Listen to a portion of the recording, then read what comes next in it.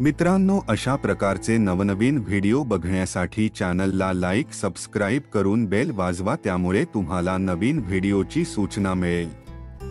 श्रीकृष्ण म्हणतात की जर तुम्हाला आयुष्यात गुलाबासारखे फुलायचे असेल तर तुम्हाला काट्यांशी जुळवून घेण्याची कला शिकावी लागेल।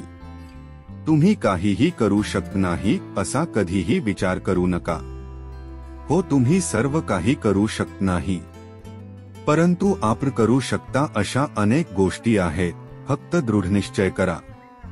प्रत्येक व्यक्तीचे ध्येय आहे की तो जे करू शकतो ते करणे, तो जे करू शकतो ते बनणे आणि त्याचे जे काही स्वप्न आहे ते पूर्ण करणे।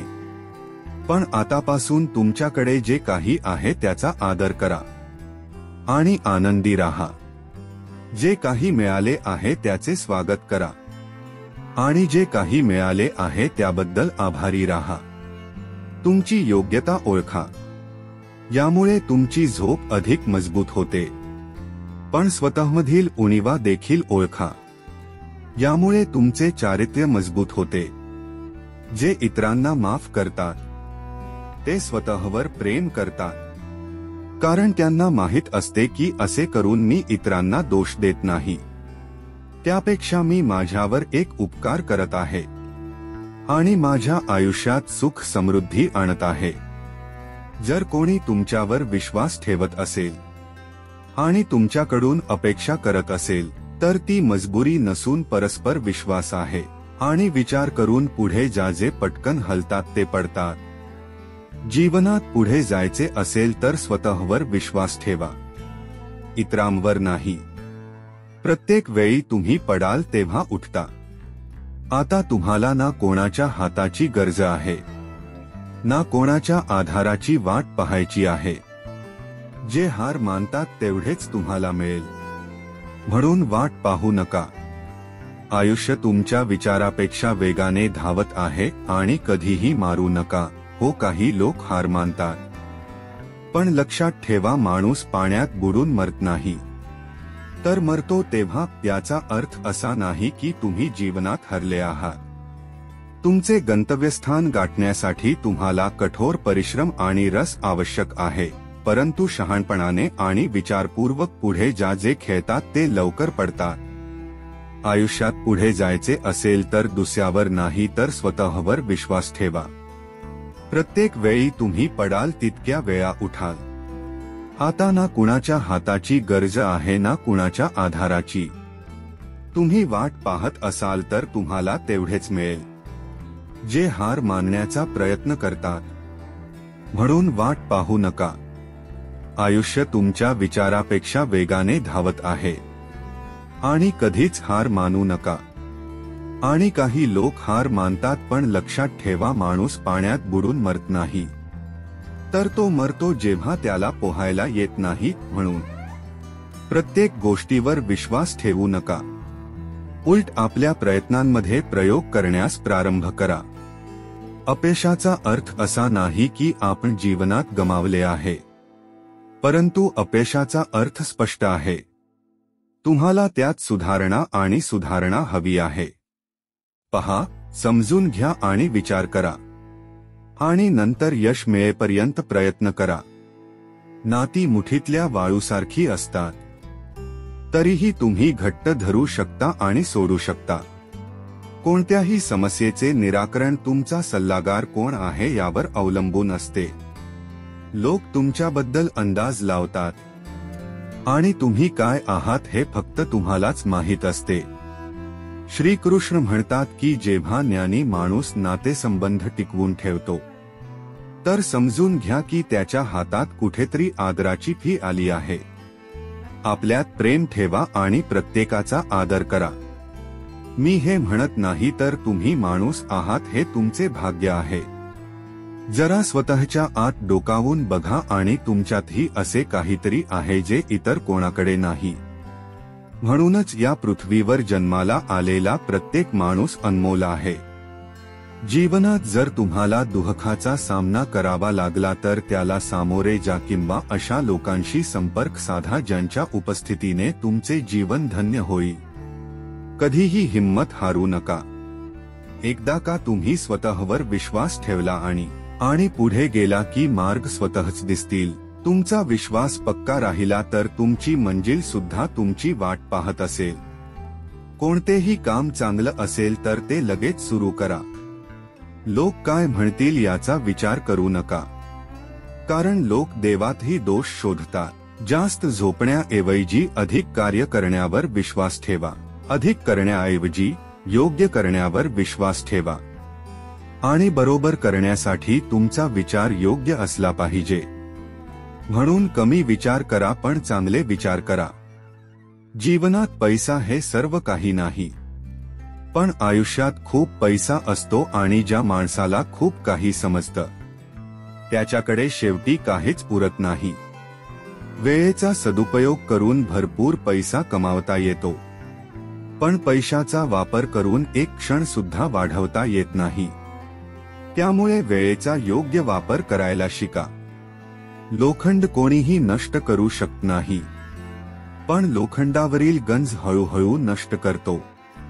तसेच तुम्हाला कोणीही हरवू शकत नाही, पण तुमची चुकीची विचारसरणी तुम्हाला हळूहळू सर्वांच्या दारात उभी करेल. म्हणून विचार करा आणि जिंका. जर तुम्हाला जीवनात उंचावर पोहोचायचे असेल तर सर्व आकाश असे सोडून जा आणि जीवनाच्या खोलीत असे सर्व चमकणारे मोती शोधा. अशा प्रकारे तुम्ही संपूर्ण विश्वात लीन व्हाल आणि आभार मानले तर तुम्ही सर्वांच्या हृदयात लीन व्हाल. चांगला विचार केला तर चांगले परत येईल. तुम्ही वाईट विचार केला तर वाईटच परत येईल. तुम्ही गोड बोललात तर तुम्ही इतरांकडून फक्त गोड शब्द ऐकाल. कडू बोलाल तर तुम्हाला फक्त खोटेच ऐकू येईल.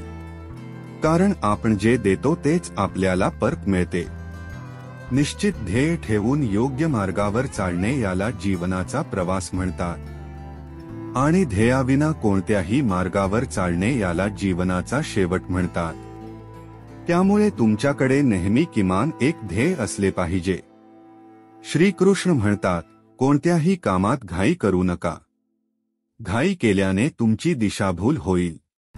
भटकण्यापेक्षा थोडे थांबा, समजून घ्या आणि मग पुढे जा. तुमचे मन हे एका भट्टीसारखे आहे जी ऊर्जेने सदैव तप्त राहते. आता हे तुमच्यावर अवलंबून आहे, तुम्ही या ऊर्जेचा वापर कसा कराल. लोक म्हणतात की नेहमी व्यस्त राहणे चांगले आहे, पण व्यस्त असणे पुरेसे नाही. तुम्ही कधी आणि कोणत्या कामात व्यस्त आहात हे महत्त्वाचे आहे. लोकांनी तुम्हाला ओळखावे असे तुम्हाला वाटत असेल तर जास्तीत जास्त लोकांसोबत तुमची ओळख वाढवा. म्हणजे लोकांनी तुमचे ऐकले तर तुम्ही लोकांच्या हृदयात स्थान निर्माण कराल आणि लोकांनी तुम्हाला नेहमी लक्षात ठेवावे असे वाटत असेल तर पेन उचला आणि लोकांना काही नवीन कल्पना द्या. जर तुम्ही चांगले काम करत असाल तर इतरांसमोर कधीही स्वतःची स्तुती करू नका, कारण तुमचे काम खरोखर चांगले असेल तरच तुमची चांगली कामे सर्वांना सांगतील तुम्ही कसे आहात. यशस्वी लोक स्वतःबद्दल बोलत नाहीत, उलट त्यांची कृती त्यांच्याबद्दल बोलते. तोंड उघडण्याआधी मन मोकळं करणं खूप गरजेचं आहे. म्हणजे जेव्हा बोलता तेव्हा आधी मोकळ्या मनाने विचार करा की काय परिणाम होईल. जर निकाल चांगला लागला तर तुम्ही लगेच बोलायचे. अशक्य शक्य करायचे असेल तर त्यामुळे अशक्य गोष्ट साध्य करण्यासाठी तुम्हाला अकल्पनीय काहीतरी करावे लागेल. जर तुम्ही हे करू शकत असाल तर पुढे जा आणि काहीतरी नवीन करा आणि ज्याचा आजपर्यंत विचार केला गेला नाही. आज जगाला अशा व्यक्तीची गरज आहे जी हे जग बदलू शकेल. जर तुम्ही स्वतःला या योगासाठी सक्षम समजत नसाल तर फक्त एक यादी बनवा. तुम्ही नाही तर कोण. आता नाही तर जे काम तुम्हाला करता येईल ते तुम्हीही करू शकता. आतापासूनच सुरुवात करा. विचार करा आणि सुरू करा. कोणत्याही कारणास्तव मध्येच काम थांबवू नका, कारण जेव्हा तुम्ही परत जाऊन दुसरे काम सुरू कराल आणि ज्या ठिकाणी तुम्ही आधीचे काम सोडले होते त्याच ठिकाणी पोहोचाल तेव्हा तुम्ही पहिले काम कमी कष्टात आणि कमी वेळेत पूर्ण करू शकता अशी कल्पना करा. जर तुमच्या आधी दुसरा कोणी यशस्वी झाला तर घाबरू नका, कारण घर बांधण्यापेक्षा बंगला बांधायला जास्त वेळ लागतो हे देखील तुम्हाला माहीत आहे. श्रीकृष्ण म्हणतात की जेव्हा तुम्हाला प्रत्येकाकडून मिळालेल्या धड्यांचे महत्त्व समजेल तेव्हा तुमचे जीवन बदलेल. ज्याप्रमाणे वातावरणात एकच प्रकारची झाडे नसतात, त्याचप्रमाणे तुम्ही देखील तुमच्या पर्यावरणाचा एक भाग आहात. तुम्हाला जर स्वतःला बदलायचे असेल तर सर्वप्रथम तुमचे वातावरण बदला. रोज तीच चूक पुन्हा करून तुम्ही तुमचे परिणाम आणि तुमचे जीवन बदलू शकत नाही. आपले ध्येय वारंवार बदलून काहीही होणार नाही. बदल हवा असेल तर प्रयत्न करण्याची पद्धत बदलावी लागेल. बदल हा निसर्गाचा नियम आहे, त्याचा स्वीकार करा आणि या बदललेल्या जीवनाचा आनंद घ्यायला सुरुवात करा. श्रीकृष्ण सांगतात की तुम्ही काहीही करू शकता. काळजी करणे थांबवा, कारण दुसरी कोणीतरी आपली काळजी करत असते. त्यामुळे तुम्ही काळजी करणे सोडून द्या आणि तुमचे आयुष्य चांगले करण्यासाठी तुम्हाला ज्या गोष्टी करायच्या आहेत त्यावर पूर्णपणे लक्ष केंद्रित केले पाहिजे. गंतव्य ठरवावे लागेल. आपल्याला पुढे जायचे आहे, कारण आपल्यासोबत जे काही चांगले किंवा वाईट घडते ते आधीच ठरलेले असते. त्यामुळे त्याची काळजी करून आपण आपला वेळ वाया घालवतो. आपल्याला कोणतीही काळजी न करता आपले काम वेळेवर पूर्ण केले पाहिजे. देवाने प्रथम आपल्याबद्दल सर्व काही सिद्ध केले पाहिजे. आपण फक्त चिंता करणे थांबवले पाहिजे आणि सतत प्रयत्न केले पाहिजे. आपल्याला जे हवे आहे ते मिळेल. मित्रांनो, आम्ही हे तुम्हाला एका छोट्या कथेद्वारे सांगतो. एकेकाळी एका मुलाच्या बहिणीचे लग्न ठरले होते. त्याला बहिणीच्या लग्नाची तयारी मोठ्या थाटामाटात करायची होती, पण त्याच्याकडे पैसे नव्हते. त्याच्या गुरूंना त्याची परिस्थिती चांगलीच माहीत होती, पण त्यानेही त्याला मदत केली नाही. जेव्हा तो गावी जायला निघाला तेव्हा गुरूंनी त्या मुलास 5 डाळिंबे दिली. ज्याच्या बहिणीचे लग्न होते तो मुलगा बराच काळ खूप दुःखी होता. त्याला पैशाची गरज होती. तो डाळिंबाचे काय करणार? त्याला आपल्या गुरूवर राग आला. दोन्ही मुले गावाकडे जात असताना वाटेत राजाचे शिपाई कुणाकडे डाळिंब आहे का अशी घोषणा करत होते. राजाला त्याची खूप गरज आहे. आम्ही खूप प्रयत्न केले, पण या भागात डाळिंब कुठेच सापडले नाही. राजाची मुलगी खूप आजारी आहे. या औषधासाठी डाळिंबाची गरज आहे.